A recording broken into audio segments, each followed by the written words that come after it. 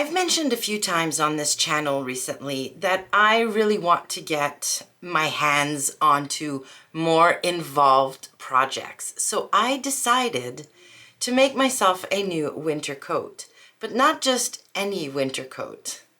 I want this coat to be polished. I want it to be something I can wear to go to work or to go to an event when my black puffer jacket might not be the most appropriate thing or might look too casual.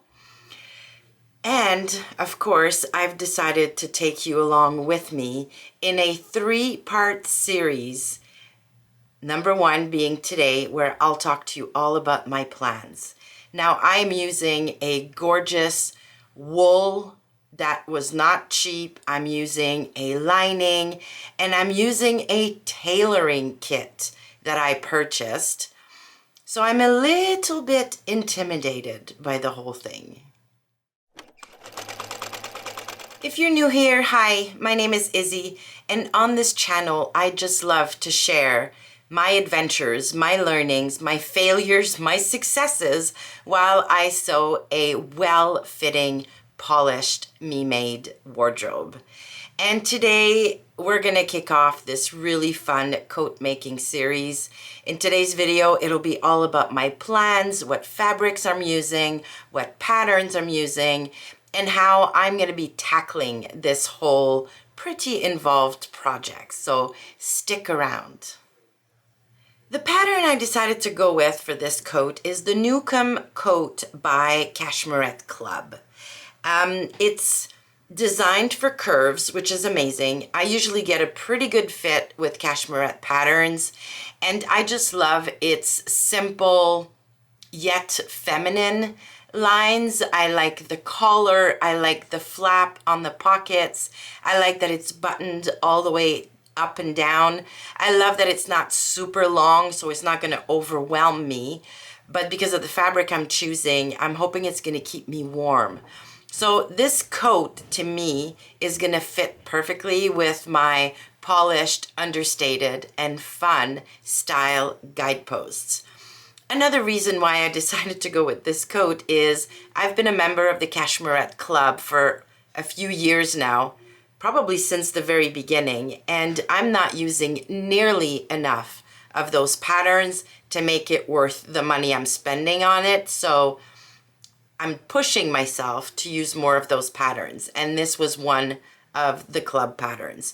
I know there are probably a million other coat patterns out there, but I really wanted to stick to the club one.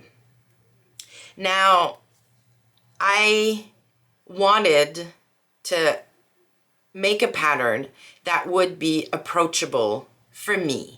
So I wanted to avoid overly complicated, although I have made a trench coat, another Cashmerette pattern, the Chilton, a couple of years ago, and it had a ton of really complicated details, the storm flap, the like many buttons, it was involved. This one looks a little simpler to me, although it does have the collar, it does have the pockets, and it does have the bound buttonholes, which will be a first for me. So I'm going to be learning about bound buttonholes, which is, kind of cool. But if you're not a member of the Cashmerette Club and you'd be interested in making an approachable winter coat, I found a couple that I thought looked a little similar, had the similar kind of features, and I'm going to put pictures up. So the first one was the Alice & Co. Copenhagen coat. It's designed specifically for fabrics that don't fray, so the finishing on those seams might be a little simpler. It's got only one button as a closure. It's got patch pockets and a single layer collar, so a little simpler to install. And because those fabrics don't fray, I'm thinking that coat is not lined. So it may be a really good one if you're just stepping into coat making and don't want something super involved. The other one I found is the Closet Core Phoebe coat. That one came out last fall, and I almost purchased it until I remembered I had the Cashmerette one. It's a double-breasted jacket. It's got patch pockets, it's got dropped shoulders, and a relaxed fit. So I'm thinking making that coat fit to you might not be super complicated. And what's really cool about this one is that Closet Core has a course you can also purchase, and I'm pretty sure you get the pattern for free if you purchase the class. So in the class, they'll guide you step by step into making the Phoebe coat. And yeah, it's a really cool looking coat. So if you're not a Cashmerette Club member, if you don't want to become a Cashmerette Club member, then you have those two options. Now, if you Google easy coat sewing pattern, everything that comes up for me is not a coat. It's like a coatigan. It's a cardigan even. So no closures or just a belt closure. Those things just would not cut it as a winter coat in Canada. When the weather gets to, or the temperature gets to -30, you don't want to have just a coat that you close with a belt. You want something that zips all the way up here, or that buttons all the way up here. So in my mind, if you just Google easy coat pattern, you're not going to come up with a real coat. You're going to come up with cardigans or coatigans, which might be perfect for the climate you're in. So by all means, yes, those would be amazing first coats to make. But if you live in a climate like mine, yeah, they just wouldn't cut it. So here are a few basically suggestions I thought of just mentioning in case you can't make the Newcomb coat. But I want to specify that in this series, I'm not just going to take you along and show you specifically how to make the Newcomb coat. I'm just going to take you along and show you how I'm putting a winter coat together. So yeah, if you're in the market to make yourself a coat, then by all means, stick around for the whole series. All right, let's talk about the supplies I'm using to make my Newcomb coat. So the fabric, the outer fabric, the lining, and so on. The main fabric I have is a Burgundy Melton wool. So hopefully the color is coming across really nice. It's very, very soft in terms of wool. But, oh, and I'm just noticing now there's a mark on it. So I'm going to have to avoid that part of the fabric. I got this one in a remnant sale at Blackbird Fabric, and unfortunately I couldn't find, or they didn't have a 3-meter cut in the remnant sale. I guess 3 meters wouldn't really qualify as a remnant, but I did manage to nab 3 pieces. The longest piece is 1.7 meters, so 1.7 meter. And then the other 2 are about 1/2 meter each, or a little more than 1/2 meter each. So I'm thinking I can cut the longer pieces or pattern pieces from the longer fabric piece, and then I can use the 1/2 meter pieces for things like collars and pockets, and probably even my sleeves. I mean, I don't think my arm is 1 meter long. So yeah, hopefully I'm going to be able to cut all of my pieces out of this gorgeous, gorgeous fabric. For the lining, I decided to use the same type of lining I'd used on my Chilton trench coat, and it's a Kasha lining. A Kasha lining is really, really cool because the right side, or the side you're going to see, or that's going to be against your body, is like this really cool and very slippery satin. So this is a black. I don't know if it's coming navy on screen, but it's pure black. And then the underside is almost like flannel. Yeah, it feels like a flannel. So it adds a ton of warmth. I know my Chilton is very, very toasty. So I'm thinking between the wool and this Kasha lining, I'm going to have the warmth factor that I'm going to need in the dead of winter here. So I've got 2.5 meters, which is more than enough for the coat. of this fabric. Now, I wanted to talk cost. So the wool cost me total $78 Canadian. It includes taxes and shipping. So almost $80 for my exterior fabric. This lining cost $54 Canadian, including shipping, taxes, and everything.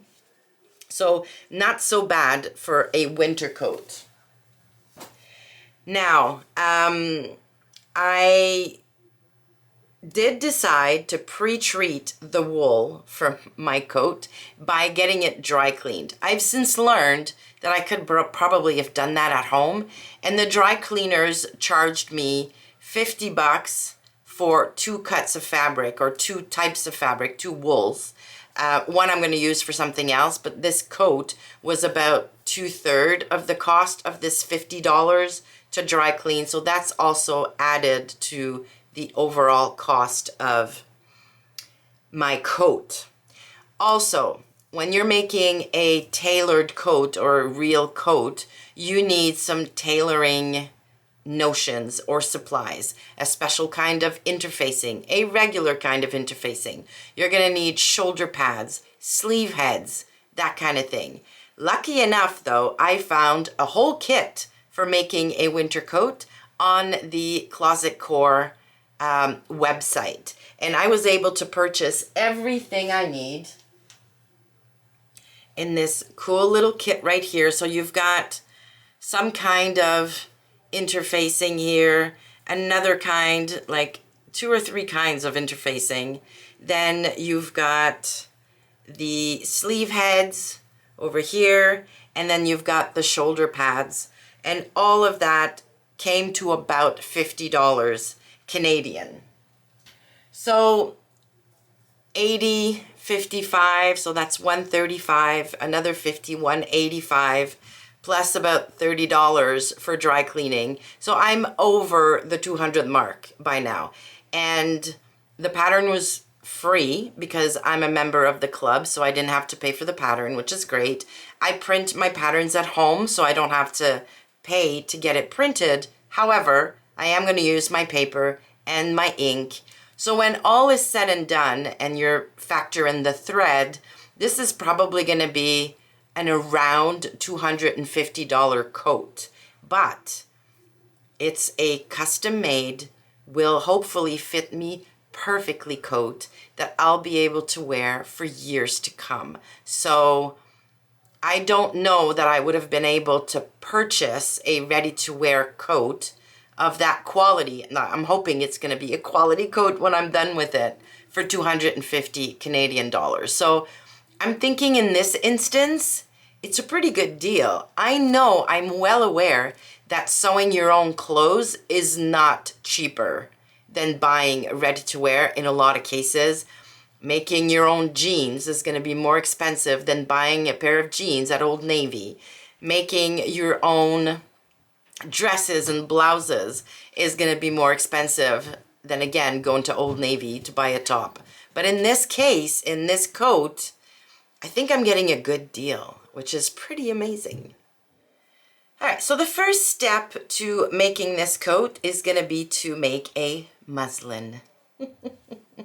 I really don't mind making muslins. I know a lot of you don't make them, but in this case, because of the cost of all the supplies and everything, I really want to nail the fit because I want to be able to wear this coat for a long, long time.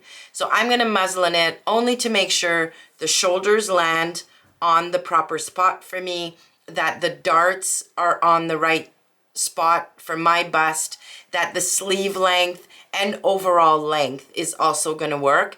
But also I want to make a muslin to make sure that once the coat is done, it's big enough, so there's enough ease in there for me to wear like not a chunky, super chunky sweater, because I don't really wear those for work, and I doubt I would need to go to an event wearing this coat where I would wear like a super thick hoodie underneath. So most of the time it'll be like a nice blouse or a dress, that kind of thing. But I still want to make sure that I can wear like a cardigan over that dress and under this coat. So I'm going to be testing the fit, yes, making sure all the landmarks fall where they need to, but also testing the fit to make sure I've got enough ease to wear the stuff I want to wear under this coat.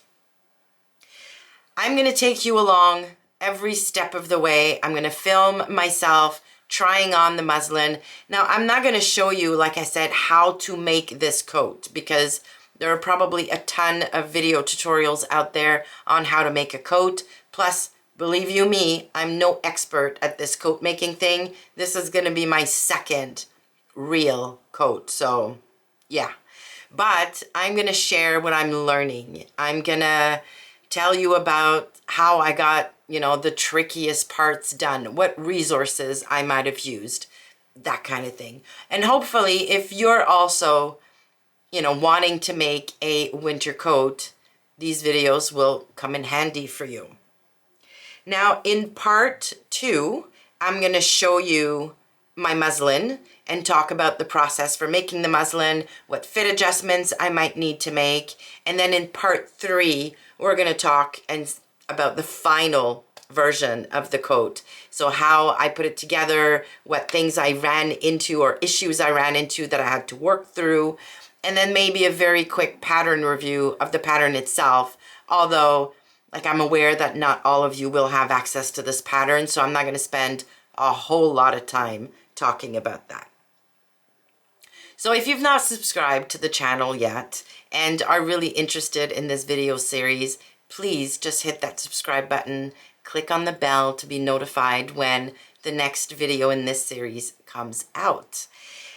All right. I would love to know, have you ever made a proper winter coat? And if you have, please share your tips, share your wisdom, share your knowledge. I would love all the help I can get on making this project.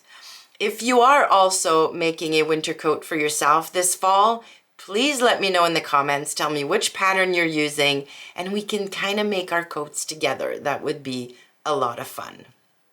All right, thank you so much for stopping by today and watching the video. Please give it a like if you liked it. And if you want to spend more time with me, or you're curious about my Chilton trench coat that I made a few years ago, here's the video you can watch. Thanks again, and I will see you soon.